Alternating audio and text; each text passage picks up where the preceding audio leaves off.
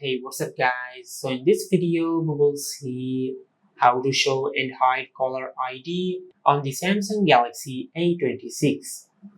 Now to do that, just open the dialer app on your smartphone. Now from here, just tap on the three dots at the upper right corner on the screen and tap on settings.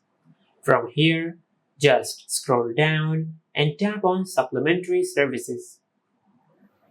Now just wait for a few seconds. Then tap on Show Your Caller ID. Now from here, if you select Never, you can hide your caller ID. Now if you select Always, you will show your caller ID, just like that.